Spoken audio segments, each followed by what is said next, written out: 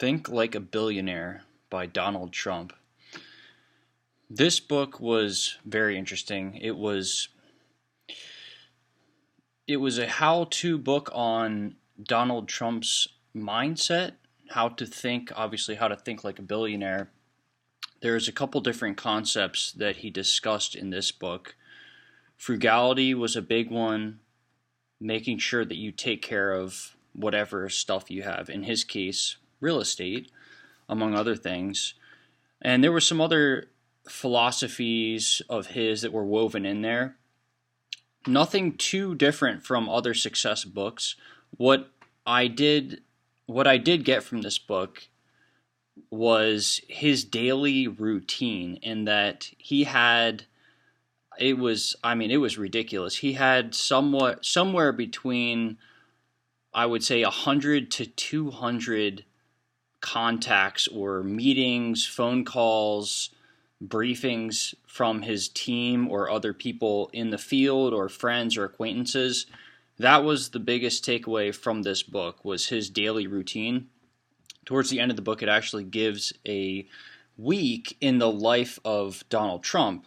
It was also talking about his TV show, The Apprentice, and all of that, and going to all these different parties and celebrations, and his day-to-day with his buying, selling, maintaining real estate in his properties, hotels, restaurants, and so forth. But what really impressed me was the amount of people that he was in contact with on a daily basis. It was just insane, and how much information and knowledge that was coming to him, and he was also discussing with other people that were very knowledgeable in his field.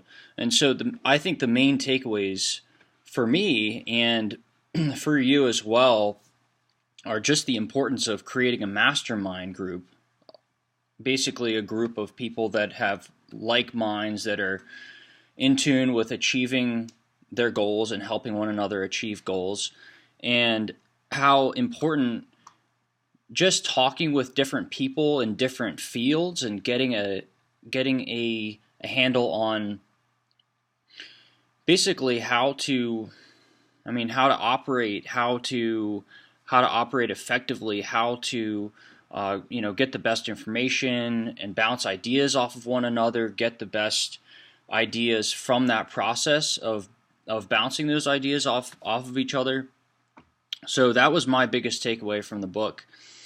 There was, again, like I said, there were some other philosophies that were woven in there, which were great, but that was the biggest one for me, was how focused he was, and how many contacts and how much information and the quality of information that he was able to understand, and that was coming onto his desk every day. And that he was also able to maintain personal relationships too. For instance, his secretary got injured by a dog, and he was able to just check in on her and make sure everything was going well. There were some other people that stuff was going on in their families. He made phone calls and reached out, even though he had 100 or 200 other phone calls and meetings to make throughout the day.